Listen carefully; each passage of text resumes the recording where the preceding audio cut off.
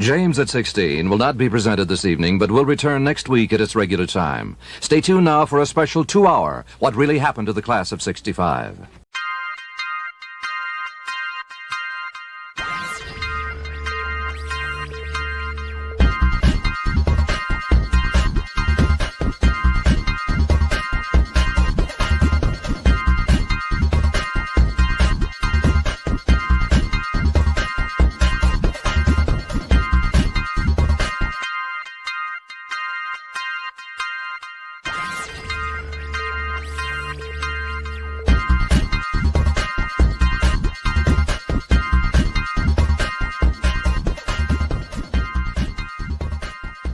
If you're here at Word Balloon, it's because you like comics, creators, conversation, pop culture subjects. Would you consider joining the League of Word Balloon listeners?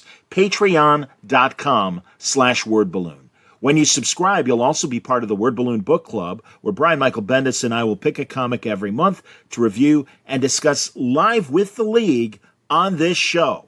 Join the League today, patreon.com/wordballoon. Thank you always for your support, League of Word Balloon listeners.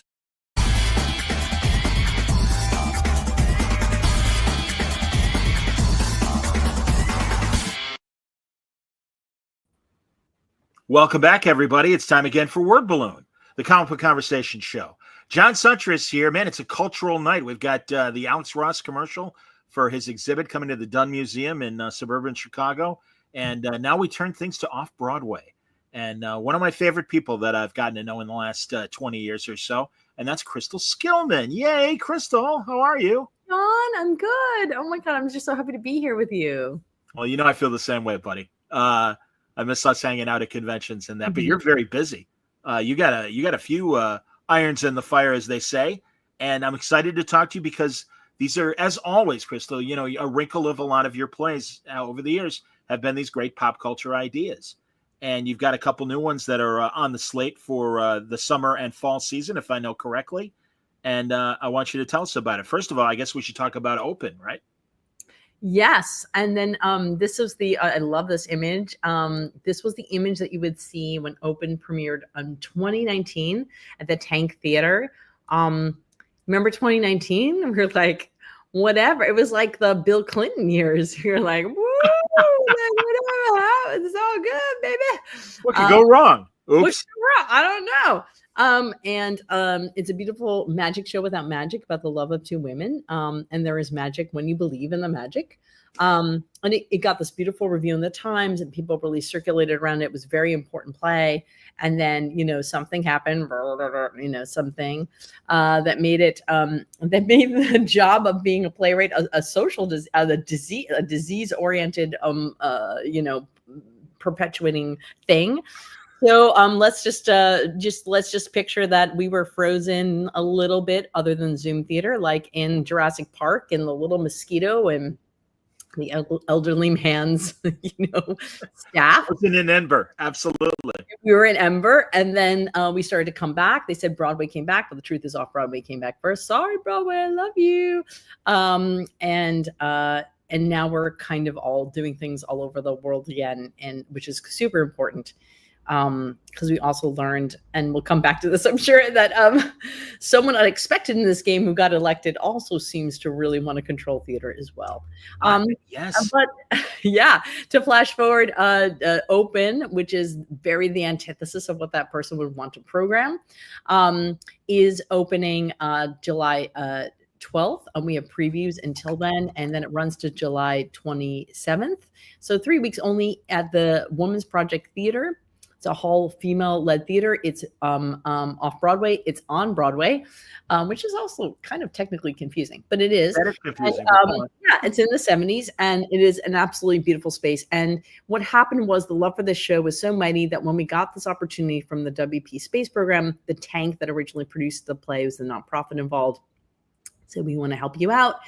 And they also helped, we toured Italy with that show as well. And they also helped with that. Flying Carpet, which is a theater company, which is another theater that's been very supportive, that Jesse D. Hill, the director, has been instrumental in, also said, let's support it. And then Midnight Theatricals came in with Asher and team. They're a wonderful company.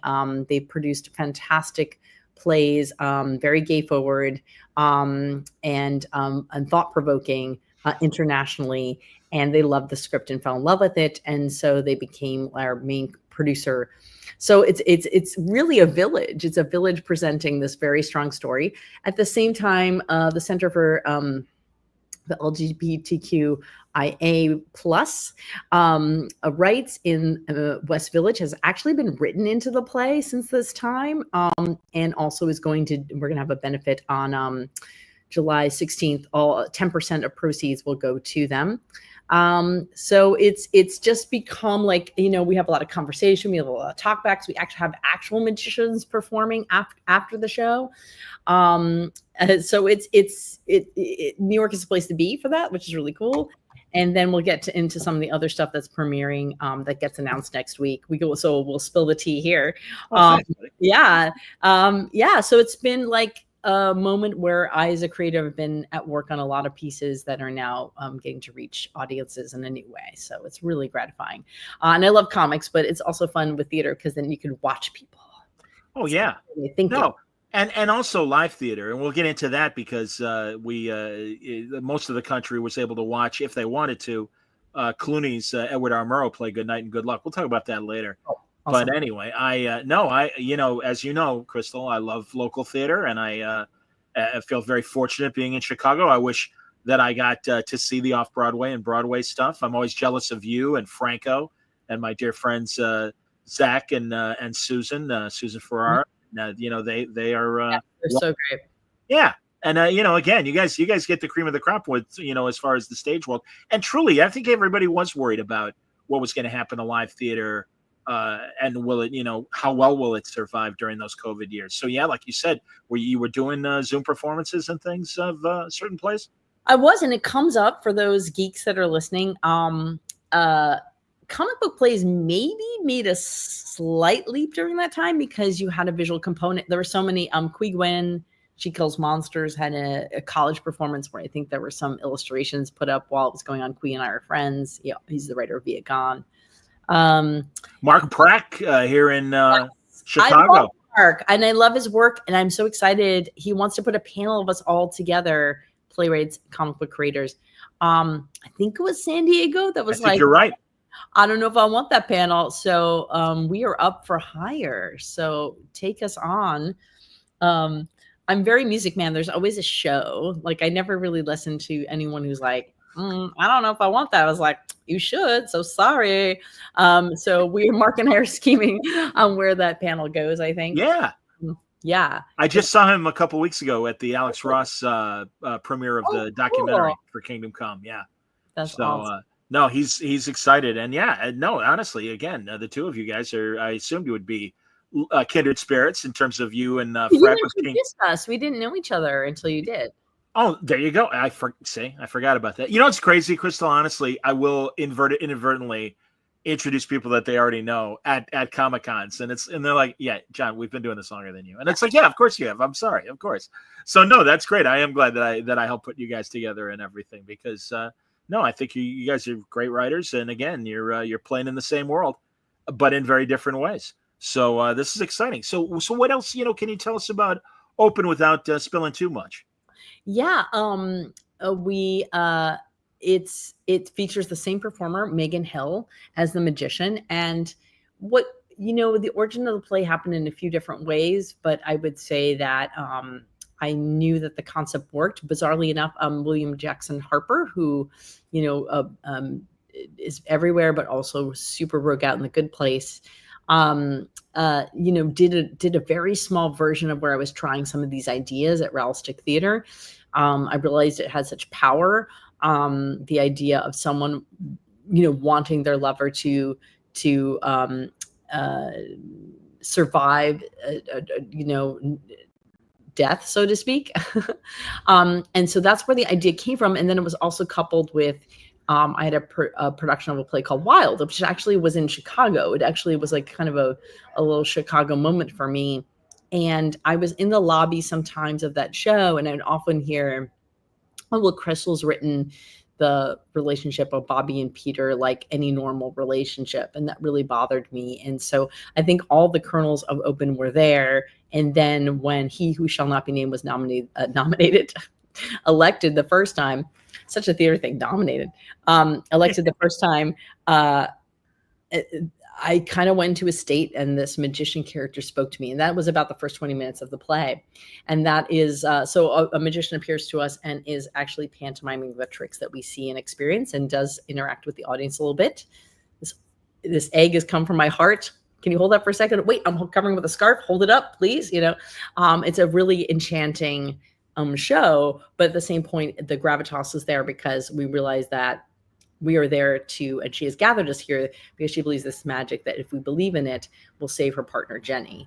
And so it becomes a very strong piece where I think everyone kind of becomes connected. And we can talk about these, we can feel these moments throughout a magic show. And so that it's a very powerful piece. It's about an hour, 10 minutes. And Megan Hill and I began working on it about 8 years ago. So I did a lot of experimentation with the director, Jesse D. Hill, who did a great play off Broadway recently called The Ask by Matthew Friedman. And that won a lot of awards. And it, we experimented, like, how much do you see? How much is pantomimed? What does it mean to be theatrical in this kind of piece? Which is typically how I work, because I write a script as a performer, for performers, but I also do a lot of private work before I share the script. And I also try my best to find my partners to work on the piece, as opposed to being a script in a pile. That's just never worked for me. And so now things are happening. So maybe I never have to go back to the pile, which would be pretty great. No kidding. Absolutely. I certainly hope so. So when you say you work on the other stuff and everything, is that working with the director in terms of what you want the look of the play to be, the design of what the stage would look like, and elements like that? One of the things that makes me a bit distinct, I just came off a meet in New York with the creator of Space Bridge. Her name's Arena. I will get her last name. It was a big show that happened at La Mama earlier this year. On Guard Arts helped produce it, and it's going to Emerson Arts. And she reminded me of kind of one of the qualities that makes me so different, which is that I have such a visual quality. It came from because I was an art school baby. Went to Parsons School of Design and went to Hartford Art School. I was, theater was really my minor and writing was my minor. So I started to flip it when I realized I was creating full pieces.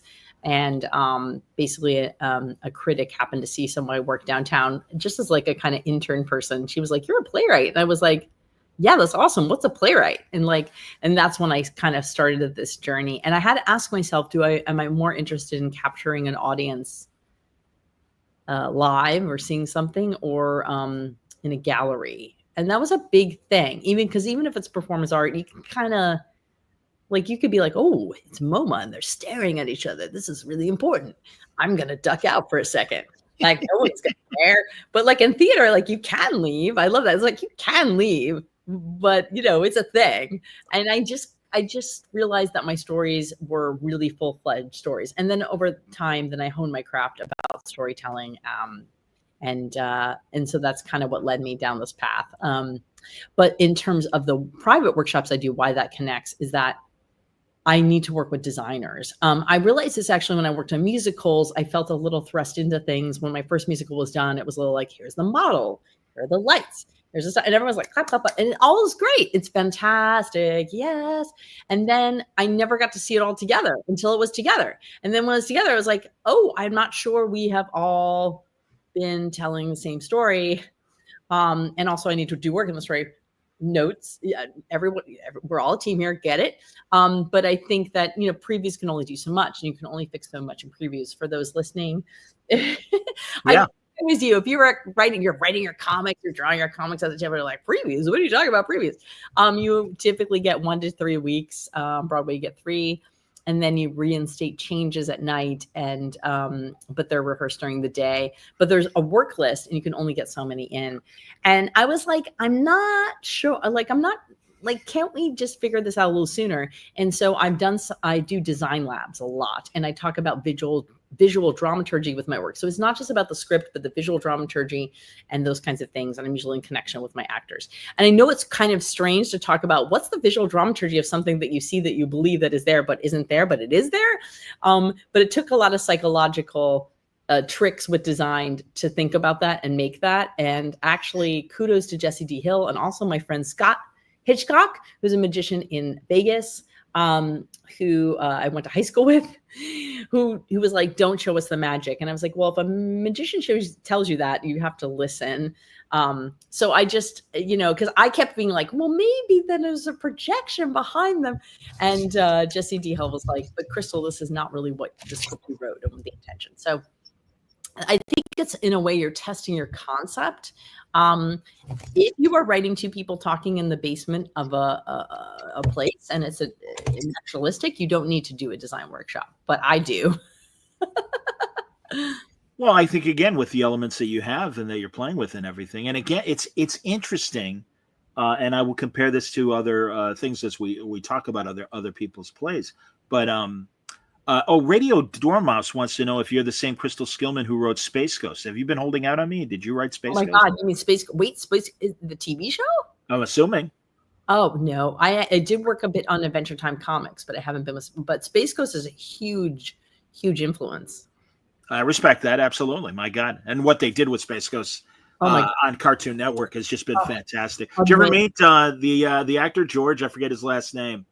Sweetheart of a guy. He just passed away a year or two ago, but he was the voice of the talk show. Too. Oh my God! And we're going to get into some loss that we've had this year between actually the musical theater and comics community, I think. Yeah. Have you watched the Pee Wee Herman documentary on HBO? Oh yeah, that's on my list. I absolutely told it's a magnificent. It's great, and I had forgotten that both on his Saturday morning show and his live show, he got Gary Panter to design the sets, and Gary Panter is a great underground, cartoonist. Yeah, and really, it's like, oh, that's interesting. And again, it's because the visual component of making this weird world of Pee-wee's, was crucial as much as the jokes and the story were. So yeah, I think that's interesting when you have to go that extra step to really convey the message that you're trying to do on stage. Honestly, John, that's so amazing you mentioned that. And so I have to super watch the documentary, which I knew, but you're tying that up. I teach like Pee-wee's Playhouse. My work has a Pee-wee's Playhouse live thing with like gravitas to it. I really think that that's one of the masterpieces. Like, it's so theatrical. It's so theater oriented. Like, yeah, it's so theatrical. It's a big influence. And I do, as a teacher, often say I'm Mary Poppins, it's Pee-wee's Playhouse, I'm Jiminy Cricket. Because many times when I teach playwriting, I teach at the new school, the phone's ringing a lot. So, name a college, I'm there. That's cool. Yeah, it's kind of cool, right? Like, I'm like, wow, I became the person. But I think the big thing is that they always want the answer. They always like, tell me the answer or the thing or the stuff, or this is exactly what you're saying. This is exactly what I should do every time. And I'm like, no. But I'm teaching you how to look at, I'm giving you tools as you hone your craft of how to look at it and how to talk to people about it and gain access and feedback to it. So that's very Pee-wee's Playhouse to me. It's and I bring in a lot of guests and I try to keep it informal. I've been and I've assisted and, writing workshops where it's all pristine and everything's perfect. And you could like, it's like an iron's gone through it. I'm just a very happily messy person. And I think it's funny and fun to just be casual and cool. But also I make sure that my students know how to present themselves well so that they can get jobs in the future. Well, that's, obviously, because you are still dealing with sponsors and things. So you got to have a sort of business sense. Hey, that is a really important component to any creative endeavor, is the business side. And I think a lot of times, sadly, a lot of schools and things are they don't care. I mean, all the artists are like, can we just right. Yeah, can we just act? Do we have to sell? Yeah. Really? I didn't get in this to sell. Yeah. Well, we try our best, and we do it in our individual classes, but really every college should really build that out. And there should be more advisors. I'm a little haunted. Every school has the same issue. There's not enough. They're like, I write this one person. They don't write me back. I'm like, but you're paying a lot of money. That makes no sense. So I just like that makes, so I'm an advocate for please more advisors and also like putting us in business components. I will give a shout out to Manuel Wilson, who's the head of the Dramatist Guild, who shows up all the time. He showed up in Atlanta where I was teaching at Horizons Theater. And he's just like, here's the thing. You own the IP. You own the IP. You are the rights holder. You are the one. And like, he just really builds it out for them. And it's a big deal. And I mean, I think for comic book creators and theater creators, we're in the same boat. I think when we start to make arrangements for writing for hire, it's a little bit different. Hey. There you go. Yeah, they're coming out and saying hello to you, Crystal. Absolutely. Patrick, oh my God, that's amazing. The Peanut Gallery. Yes, well, indeed. This is going to be part one. We got excited about the Tonys, and so we kind of wanted to like hop on. But like we're going to hop on later this month too and do some more theater comics crossover too. Okay. How were the Tonys? I'll confess I didn't watch. I saw some of the coverage of it and everything, and also, well, first we'll focus on the Tonys. Yeah. I had to piece it all together because I was flying back from Atlanta. But it was kind of cool to like see first what people are gravitating to. And Audrey McDowell's performance of Gypsy, and she won. It's magnificent. It's absolutely amazing. I mean, I think partly it's also that the writing of Gypsy and that moment is so absolutely fantastic and important, and maybe because theater's coming back and all the things, and because we're fighting for certain things in this world, everything about it gave everyone chills. Maybe Happy Ending, which really did quite well, which is about robots, like how amazing, and it's so beautiful, and it's like smart and brilliant, and it's a diverse team writing, and it's really beautiful, and the Tony performance they did is great. So I think they're going to get even more sales, but they were already sold out, so like now it's harder. Now it's going to be harder. Thank you. Maybe Happy Ending, but congratulations to them. I think it really highlighted that piece. I'm also a fan of, and they were part of it, obviously. Didn't quite get the shout outs I had hoped they were, but I'm a big fan of Death Becomes Her, which is probably one of the best horror musicals on stage I've ever seen. Which wow. Is yeah, it's amazing. Like, it's really fantastic. And Chris Catelli is a genius. I'm a little biased because he's attached director on my musicals, but also he's a genius. And also I will say that Stranger Things has really, like, I work with a lot of teens, and and I write some YA work. And so because of that, they definitely were like, Stranger Things, right? In fact, I just have Adam Magwood, who helps me out with some animation. He's 16, he's brilliant, and he literally was like, it's the third time I'm seeing Stranger Things. So wow. Like it's really it's that it exists on its own and it speaks to the show, but it's also so theatrical and amazing. And shout out to my friend Marcus, who works on with the special effects team on that. He's actually going to come talk to some of my students. That's really, in fact, if you are a comic book theater person, or if you're a comic book person, you hate theater, this is the show for you, because it's going to turn you around, and it really is extremely theatrical and bold and interesting. So yes, I recommend those things highly.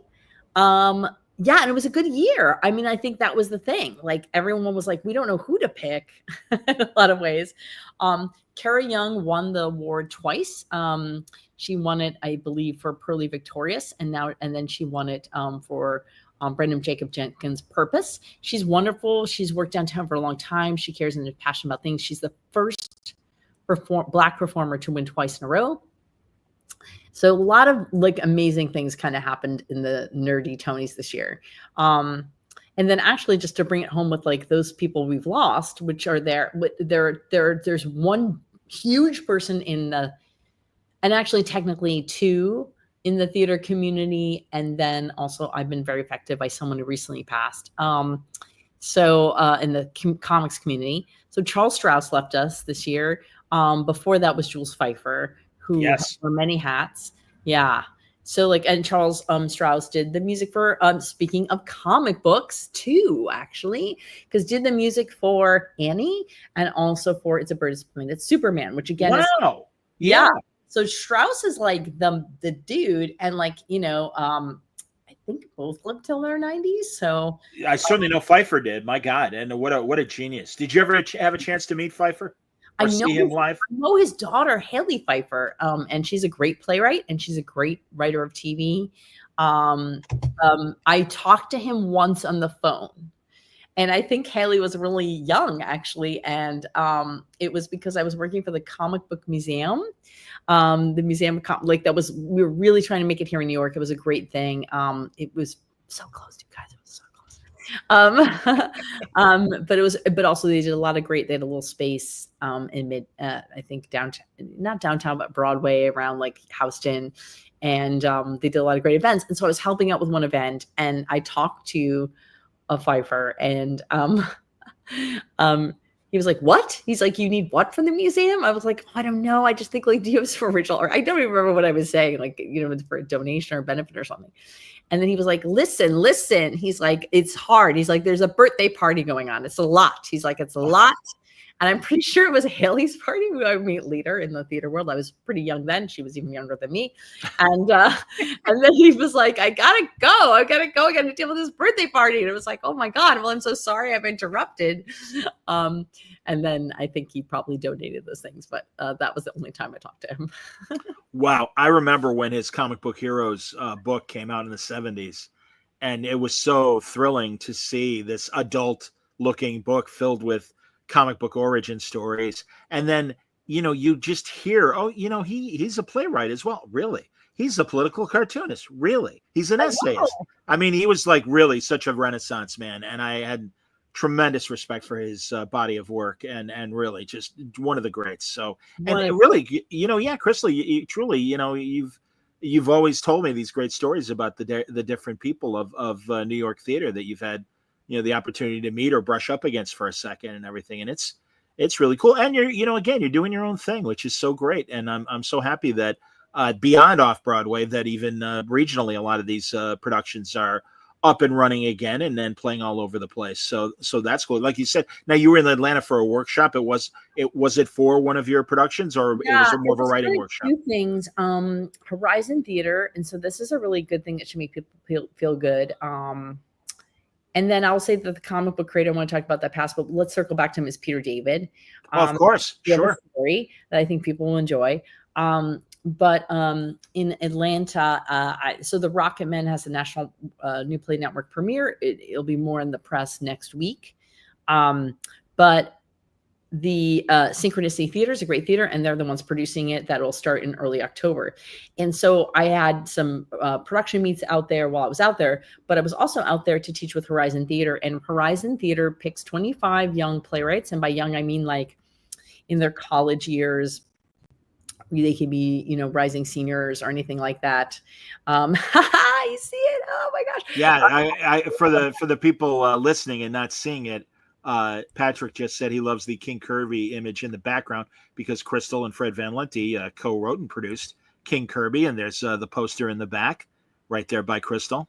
So very cool. And in fact, everyone, is the audio version of that still out there for people to download? And also productions are picking up as well. And Chronicle American Theater is doing a production of it in early July in Texas. And also there's a version of Open as well in Texas right now at Echo Theater. So like Texas, I think because theater, again, is a political tool and it's a way to talk about independence and independent thought or different subjects. And and that's why He Who Shall Not Be Named wants it so badly. Yeah, really, I'm wondering what we're going to get at the Kennedy Center. An Evening with Ernest. No disrespect to Jim Varney. I imagine Yakov, One Night Only. Things. I'm trying to think of what will pass for theater at the Kennedy Center. He doesn't know. I mean, the thing is that, and it invigorated all of us. So I think that's really powerful. But that's a good segue to what Horizon was doing with the 25 playwrights. So I was in Orlando working on a new comic book play. It is going to be both a comic book and a YA play, but it was being staged in Orlando and Matt Verde Academy with David Ian Lee, who's a very geek director, who called me up and said, "Be ready to play for my kids." It's pretty cool. It's called Parallel Lil. Fred and I came up with the idea as a comic. When I got the commission, I said, "Hey, can I turn this into a play first? Because we're working out some of the ideas." So that was super cool. And we had so much fun. But while I was out there, I got the news that I may not be going to Atlanta to teach with Horizon because their NEA grant was rescinded. Everybody knows this story, but a lot of the NEA grants got taken back. This kind of reminds me a little bit of like when, but more serious.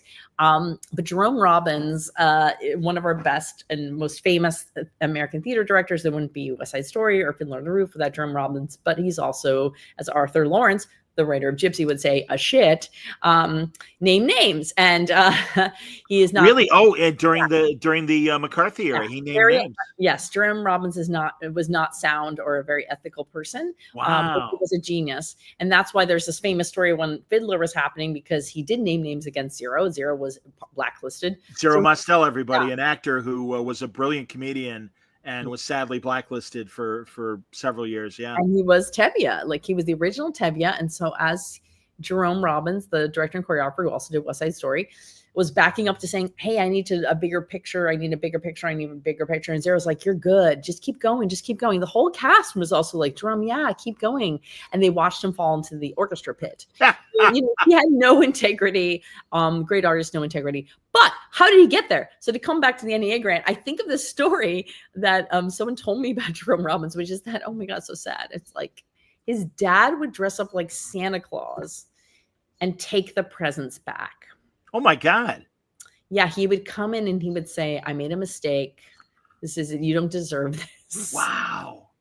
And someone said, like, Crystal, if you grew up like that, what would you become? And I was like, I don't know. It was like, anyway, so this is what he who shall not be named did. He took back what was given. And in some cases of larger theaters, they kind of could anticipate or know this was coming. For smaller theaters like Horizon Theater in Atlanta, they do have a strong patron base, but that's a lot of calls on the phone.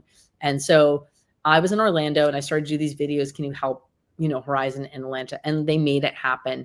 And when I say make it happen, imagine bringing 25 students there, housing them, feeding them 3 meals a day, having 3 mentor playwrights, professional playwrights come in, MFA playwrights are about to break out, 2 of them. All of them come to assist them writing their own new plays and then doing a reading with them with professional actors. Everyone is paid. Everyone is taken care of. Wow. And so, yeah, it was about 30,000 that the NEA took back. They filled that. And kudos to Lisa Adler, that AD who made that happen. So, like, it's just been a wild time. And especially at the time we come after, it's such a wild time to do that. But it's a testament. I tell this story to say great things can happen. And we're in this community together.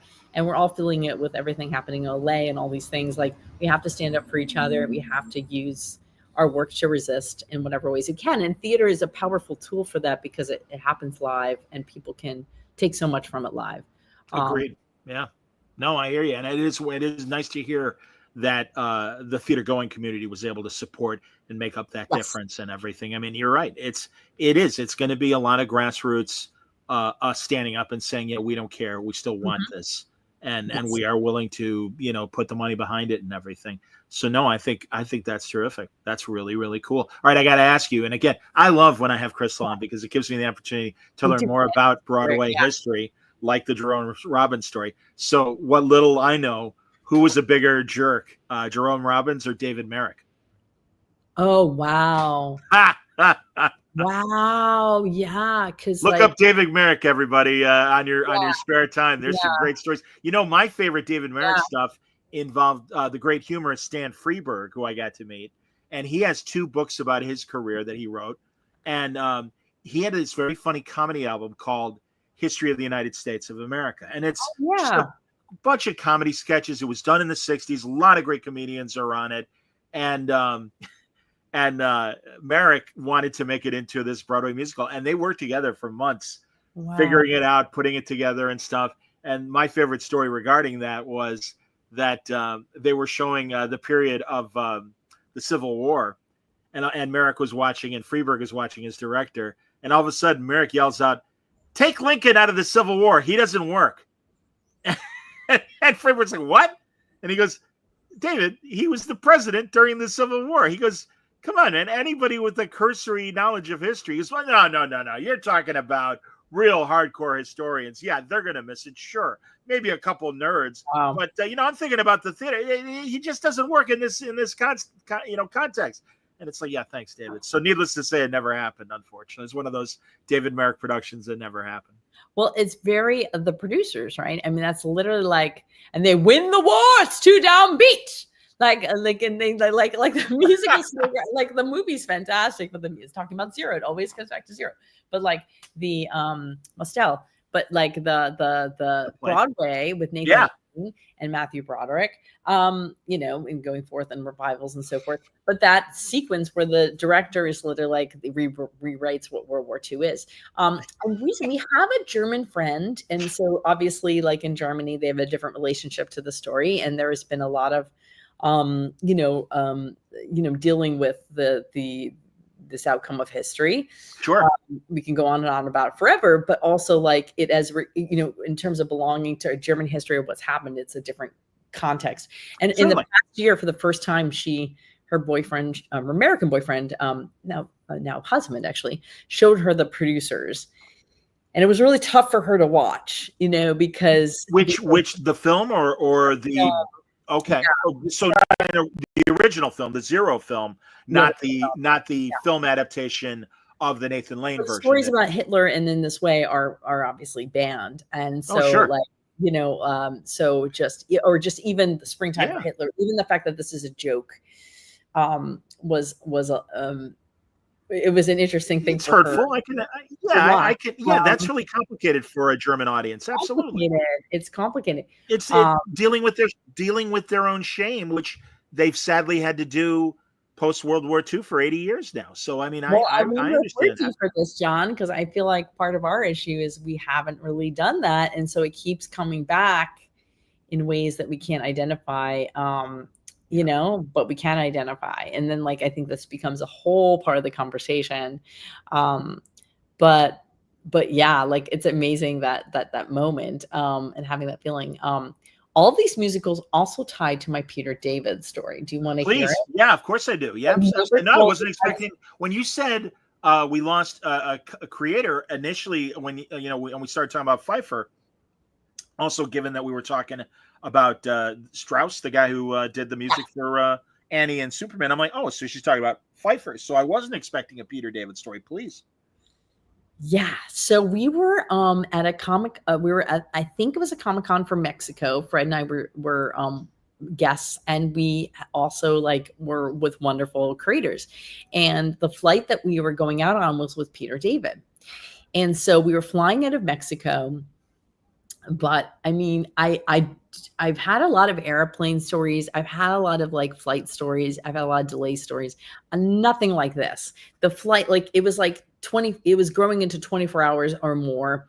And Peter David was so funny and so amazing. And Peter David was also a playwright. And so he really was like, Crystal, I'm a playwright too. And we started to share his work, within the hours that we were waiting together. I was like, this is so, wow, you're so brilliant. And this is so amazing.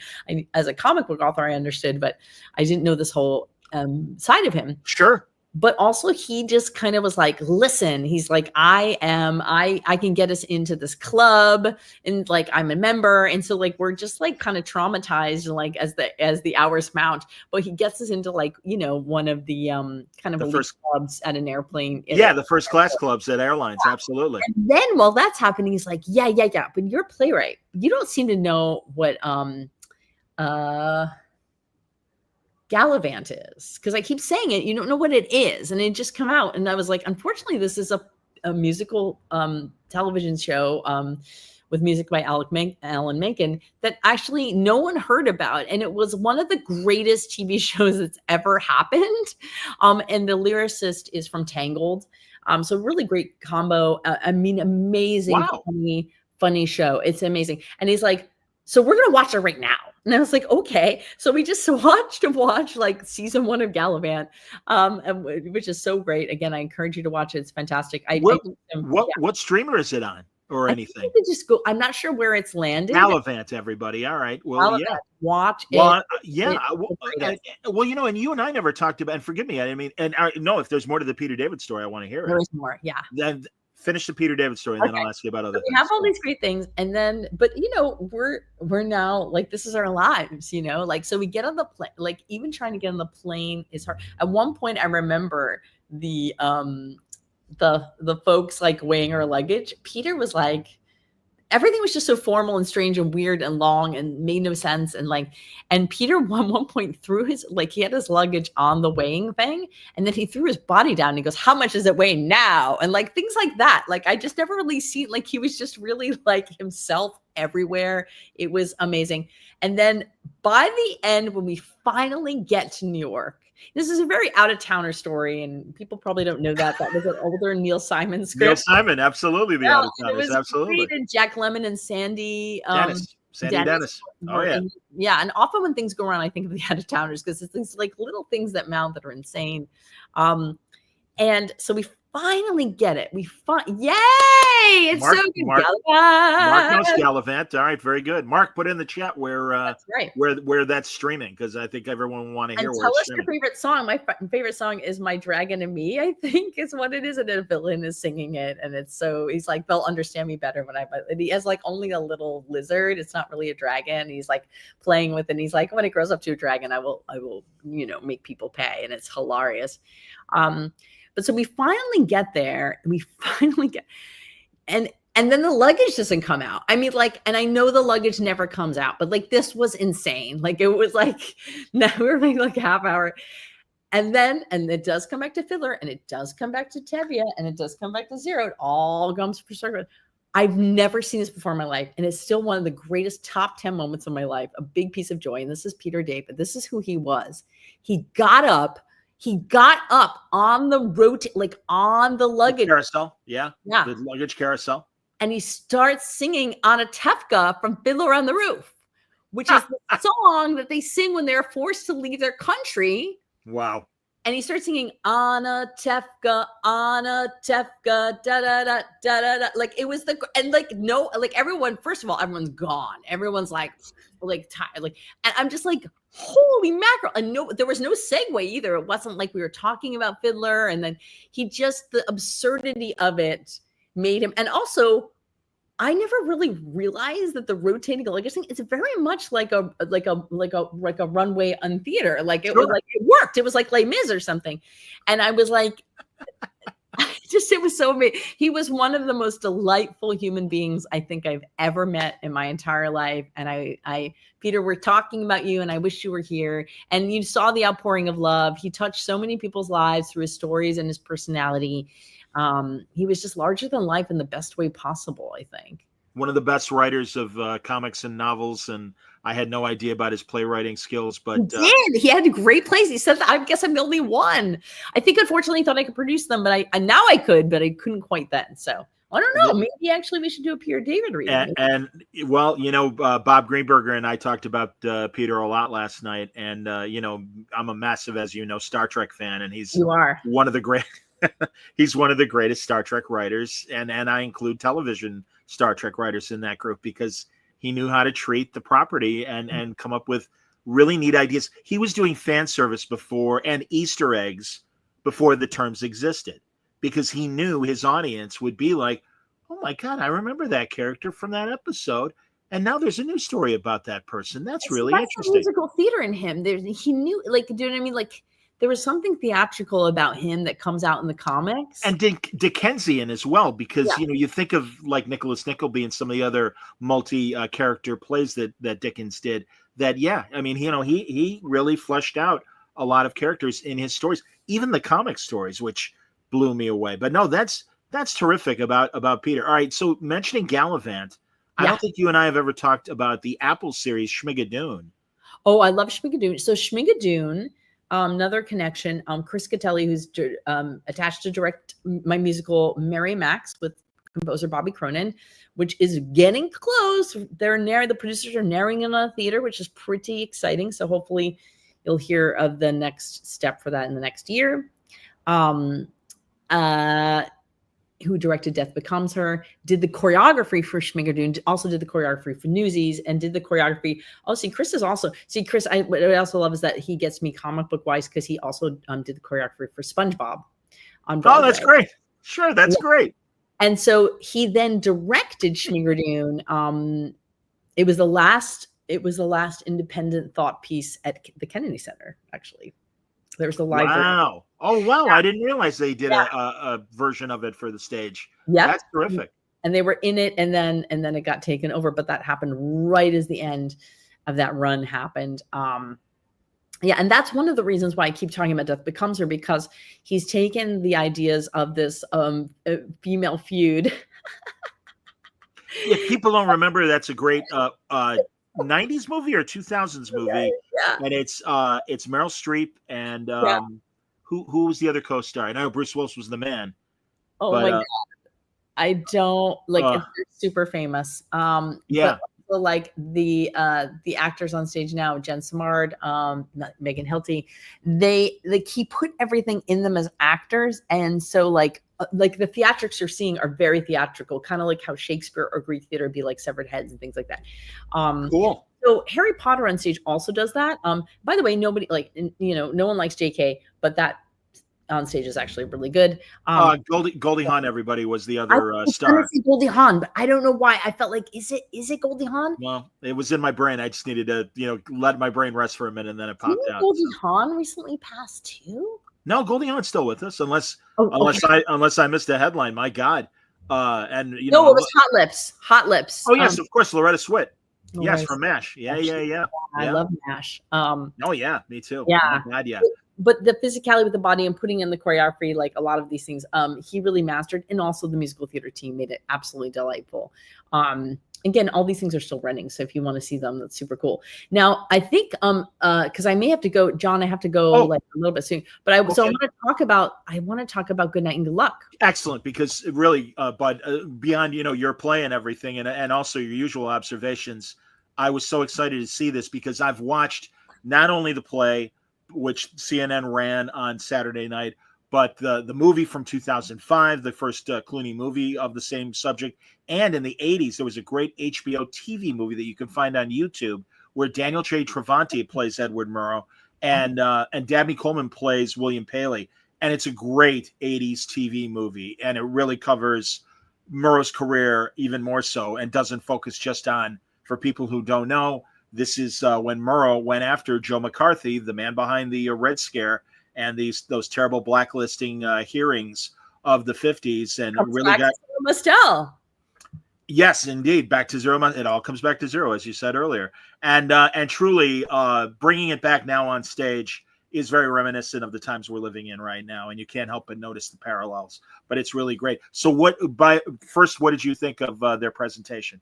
Well, I thought, and David Cromer's the director who kind of really took this kind of docudrama style, but also they really did a fantastic job. Tell me what you think, John, of, so I watched it a little later. I think, John, you may have watched it in real time. I found it in the Internet Archive. I kind of had to dig deep. We could probably put it in the chat. I probably could find it again. Please send me the link, because I was really concerned that you weren't going to be able to see it. I know. I DVR'd it, so I didn't see it live, but I did DVR it, and I watched it Sunday night, and was blown away. I thought it interesting, much like what you're doing with Open in a different way. I appreciated the multimedia aspects they put into the play. Yes, the fact that you felt that you were part of the studio. I hear there are many things you can deep dive on. I don't want to misspeak about it, but I believe that fake cameras on the set are actually filming what we're seeing. There's a sophistication to how they filmed it that is pretty awesome. And George's performance is absolutely stunning. It's almost like docudrama theater in the sense that you feel like a fly in the wall. Nothing's performative. You really feel like you're in the studio with them. David Cromer, that's right. Absolutely. Chicago shout out. Chicago made David Cromer. Pretty and cool. Remember that was like, his first thing was when he like really broke out was Our Town, and he had the smell of bacon that you could smell when Emily was like, I remember one moment with my mom. What did you think of the choice to show this on CNN as kind of a live teleplay? And even we can get into the news arena itself, but honestly, I felt the presentation, because I've seen, I remember, goddamn, now it's been 25 years ago, when Clooney did Failsafe, the nuclear story. That's this great mid-60s movie, and he did it live on CBS, and they made it black and white. Cronkite introduced it. Very reminiscent of that golden age of television, Playhouse 90 and things.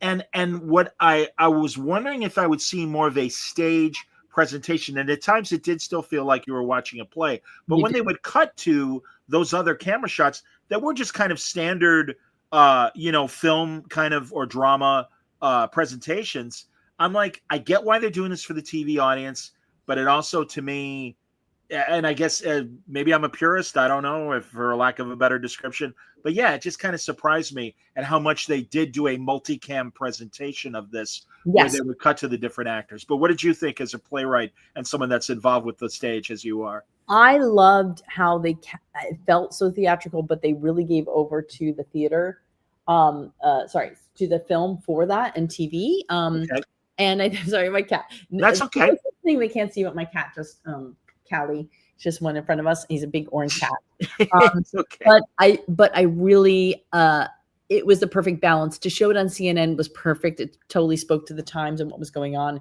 Yeah. Also, and I had to teach, I teach the history of television at Pace University as well. And some people really get McCarthyism, some people don't, or just had a mild understanding. And so I've understood that too, just as you have, John, that when you talk about these references, you're really teaching about a time and an era, and taking the time for that now is extremely important, because how did we get here and where are we and what's happening is a big conversation. So the fact that it's happening now, the fact that there's so many moments that, in fact, the play doesn't really have a lot of, and the piece doesn't really have a lot of laugh lines. The moments that you're hearing the audience react is when, and intentionally so, they don't pander at all. It's wry, it's clever. Like you're like, oh, you're with it. But it's moments that speak to now. It speaks to about the general. It speaks about the censorship. It speaks about, it has to be balanced, and everyone's throwing that at him, and he's and Murrow or Clooney's like, this is balance, right? Like this is this Well, is it's truth. It's truth of what's really going on, as Mhm. opposed to opinion on the side of McCarthy. And that's Yes. lousy. And also, again, a lot of things were made up to gin up the Red Scare and the Communist Scare, and that's what Yep. they played. And my God, Joe McCarthy was, for people who don't know, a junior senator, not even the majority, They keep you saying know, that. well, and that's because there was a senior senator from Wisconsin. Yeah. But McCarthy made his name on this Red Scare, and even the president, Harry Truman, at the time, unless it was Eisenhower, but I forget which. But they were afraid of him. A lot of Washington guys that were bigger than him were afraid of him for getting in the middle of this, and it's amazing. And another great movie, if people don't know, not a great movie, but I think a movie that tells the story well, Guilt by Suspicion. That Oh, was yeah. a De Niro movie from the late 80s that covers the same ground. And then also a couple really great real documentaries from the time as well. Ronald Reagan was on the side of the Red Baiters as the president of the Screen Actors Guild, and that became an issue. Dalton Trumbo was one of the Hollywood 10 who had to go away, and during his exile had to write screenplays under a front. And and by the way, that's another great movie that talks about this period, especially the TV. The Front, absolutely. Martin Brest made. Woody Allen is the star of it. Zero Mostel, once again, in that. Herschel Bernardi. A lot of actors that were blacklisted are in this movie. And so, yeah, no, it's really a fascinating, sad subject of, I thought we were fighting for freedom. What the hell is this? So yeah, interesting times. And sadly, we're back kind of facing those same questions. Yes. And I think the audience needed to hear that and respond to it. And I think then when you watch it on TV and you hear the live audience's response, a big deal, Yeah. There's a lot of beautiful close-ups in it. They use the camera work very well for advertisements. They use live music as a sense of I love that. I loved that because there are songs in the 2005 movie, but it felt like I haven't watched it to compare, but I felt like there were more. Yeah. You watched the movie again as well? No, I'm going to though. Yeah, it's a great movie. It really, and it's odd because Clooney plays Fred Friendly, the producer of the Murrow broadcasts, rather than playing Murrow himself. It's that guy, and I never say his last name right. David Strahan. But I'm saying. I'm Strayhorn. Yeah, I know what you mean. He was a great Murrow, and I have to be honest, I really loved what Clooney did. I preferred David's performance and Travante as well in this 80s HBO movie that you could find on YouTube. But again, Clooney did fine. I thought he did great. But yeah, I got to admit, it's like, and again, he's doing he's wearing a lot of hats in this production, so I'll cut him slack. It's like, it's all right, man. Again, it was good enough, and I'm sure the live audience and even the TV audience is like, hey, it's Clooney, great, something new from Clooney. I thought it was really, really amazing. And I loved the style. I loved how simple it was. I love that you could put like it under a microscope. It was powerful. A lot of people wrote that they were crying at the end of it. Now Fred's going to come through the door. Freddie. Yes, he's going to say hi. We might see a horror movie later, so we're. Oh my! But he knows what we're seeing. Time to go. Oh, wait, Time to go. come here. Time to go. Say hi. Hey, you want to wrap it up? It's all right. It's totally fine, man. If you got to go to the movies. John! No, Freddie, am I keeping her from the movies? Everything. We're going to go see... What are you saying? Sinners? No, we saw Sinners. We love Sinners. Also, Friendship. Friendship and Sinners couldn't be more different, but we're seeing Alice, Sweet Alice. I remember it well from the 70s. Yeah. We're very excited. I'm very. That's Jodie Foster, right? No, I don't think so. I forget who was in it. But by the way, real fast, Mark has a very good point. Oh, good. It says we should do a Avengers of comic book playwriting. That's too bad San Diego doesn't want it. I think that would be great. Getting Mark and Crystal and Fred and truly, if you have more friends that have made comic book related productions like this, it would be great to get you guys to do a roundtable. I would love that. Can we do it on your show, John? Of course you can. Shields. Yay! John Brooke Shields is in Alice Sweet Oh yeah! Wow. Oops. All right, I'm off by about 10 years, but that's all right. In the Blue Lagoon? Yes, she was. Right. Oh, yes, she was. Sometimes they call the Black Lagoon. Those aren't the same thing. But we got about 20 minutes to make the show, so okay. Go. All right, go. Tom, we love you. We love Okay. the listeners. But also, okay, I just want to do one last thing. Oh my God. All right, I'll meet you there, honey, if you want to go walk the It is probably Theater 1. Okay. Oh, that's terrible. I'm so sorry, Crystal. Alamo, and that's another positive story because the Alamo struck Which theater is it? struck here in New York, and they won for Union. Oh, wow, that's great. Yeah, so now Crystal. we stopped going. Crystal, it's Theater 1. Come to Theater 1. Okay, I'm Theater going. 1, everybody. All right, there you go. Theater 1, everybody, I'll see you there at the I was Alamo. going to say, go see Fred and Crystal at the Alamo for Theater 1 for Alice, Sweet Alice, everybody. Alice, sweet Alice. But I will be on again, John. We'll figure it out when we want me to come back, because then there's a play called The Rocketman that I want to talk about too. Yes. But, and again, even though these aren't direct, and if you are in Texas, yes, that's it. That's gonna be announced next week, so we'll be able to talk a bit more about it next week. And I know there's this present. Okay. I'm gonna try to do this really well, where I'm looking for something and you're seeing me look for something. Yeah, I think this works. Okay, I don't know if this is the best. Oh wait, is this it? I think so. I can't tell if I'm on my. Okay, cool. I'll I'm see going it. to show you. I wanted to give you a sneak peek of the open. Yes, this is it. Is everyone ready for the new Open Key Heart poster? So what you were seeing with Open was really great. It was part of our downtown thing, but now we are uptown. We are off Broadway for the first time. It is, in fact, an off Broadway contract, not even a mini. Is everyone ready? Here we go. Okay, it's coming. Here we go. Everybody stand by. Oh my God, such a build up. That looks great. This is our new poster for Open. So please come. We do, and I also want to tell everyone, and maybe we can rate them when it's posted. I don't know if I could put it in the chat and people could see. But early bird, use just early bird, all caps together. If you use that in the next 10 days before June 20th, you get $15 off. I have a bunch of different codes. Please let me know. I want everybody to be able to see it. And we have a lot of cool post-show events and a lot of fun events around it. So that starts previews July 8th, opens July 12th, and then we run to July 27th. And that's it. We will not be extending. That's 3 weeks. And again, did you mention the theater already? Forgive me. Yes, it's called WP Theater, which stands for Women's Project Theater. This is indeed an all-female team, both on stage and off stage, and including the producers. We have some cool queer men who've snuck in to also be producers. But it's an entirely large female creative team. And WP Theater is also a female-driven theater. So we're really lucky that they awarded us this space grant, so to speak, to do our work there. And then all these producers hopped on board in an amazing way to help make this a reality. And that's in the, I'm so bad it's exactly addressed, but it's like in the 70s, around 76th Street on Broadway. So please come into New York. If you're here, please come. It is a beautiful piece that will make you think, but also will lift your heart. And I think it's a really good play as you're thinking about, resistance and the world you want to see of independent thought and different souls living their lives and having their choices, as opposed to The Handmaid's Tale, which seems, but it's not going to be as written. Thanks, Mark. It's not going to be written as good as The Handmaid's Tale, as we know. Yeah, real life rarely lives up to the fiction that it sadly inspires. Yeah, exactly. Like that's going to be much more interesting than what actually is going to be going on. I think comics and theater are such a great tool for education and clarity and storytelling in beautiful ways.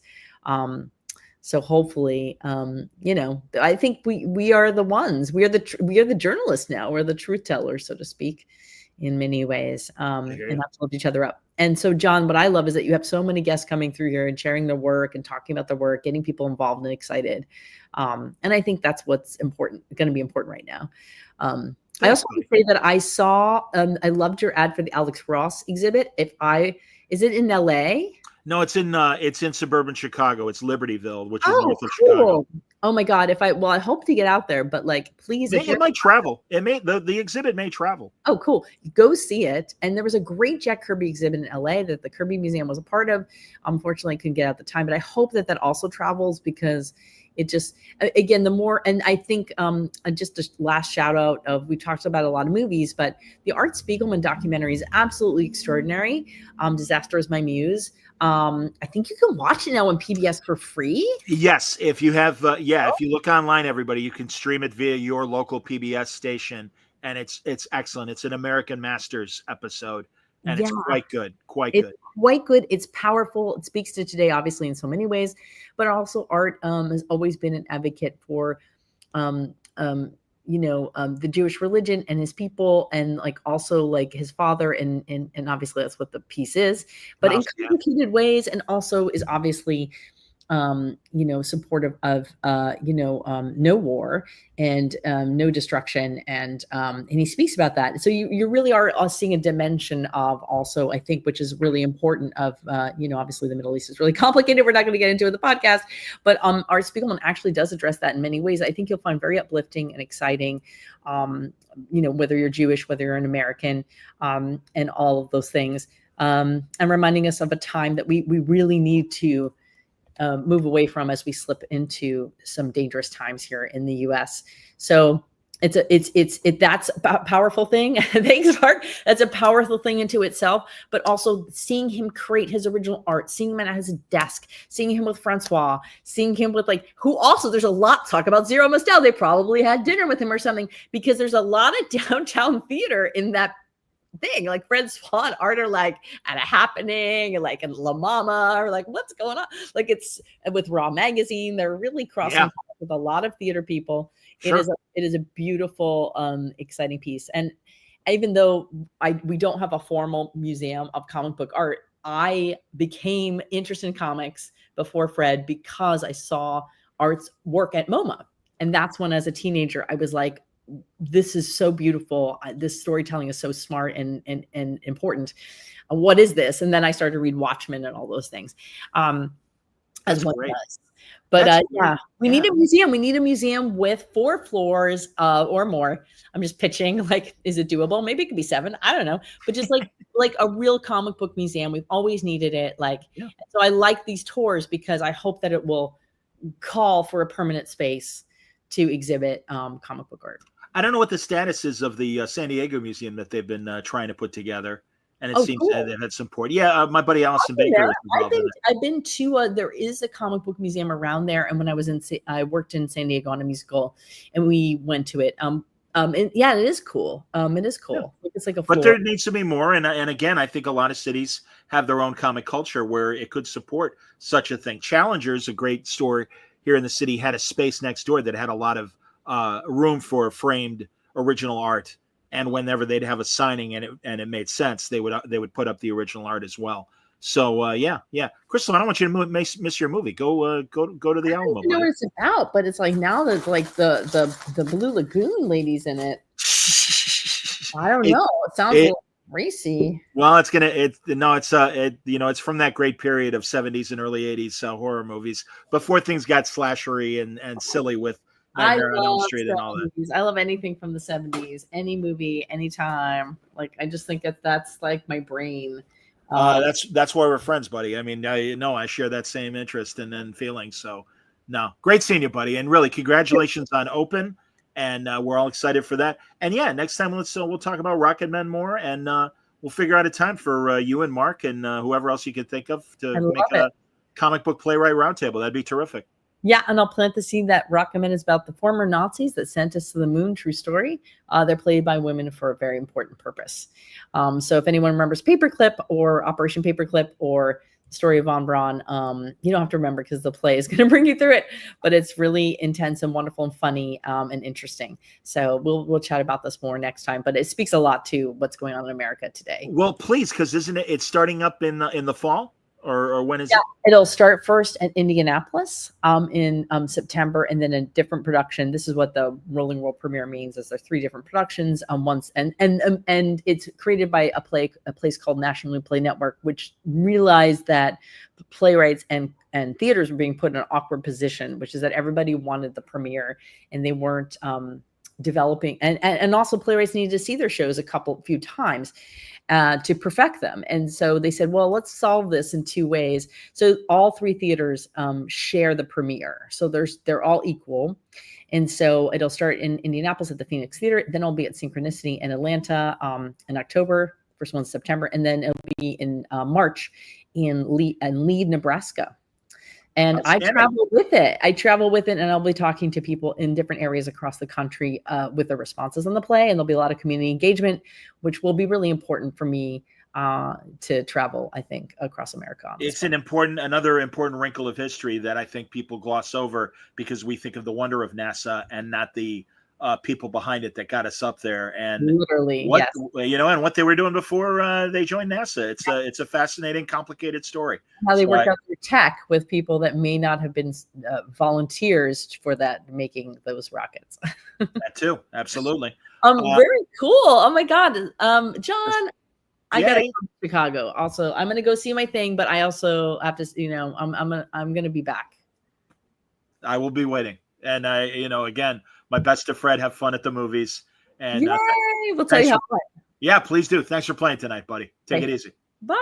Bye. Crystal Skillman, everybody. I hope you enjoyed our conversation with Crystal. And man, this is a busy week on Word Balloon. I should tell you what's coming up this week.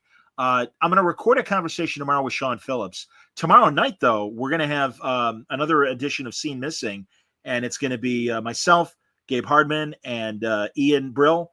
And we're going to be talking about the films of Jack Webb. That's right. How about Jack Webb, everybody? That's going to be a lot of fun. And then if all goes well, a few more interviews before the end of the week. When they are firm, I will discuss with you. But some big names in there. So it's going to be a great week here on Word Balloon. Thanks for watching. Until next time, everybody stay safe, stay happy, stay healthy.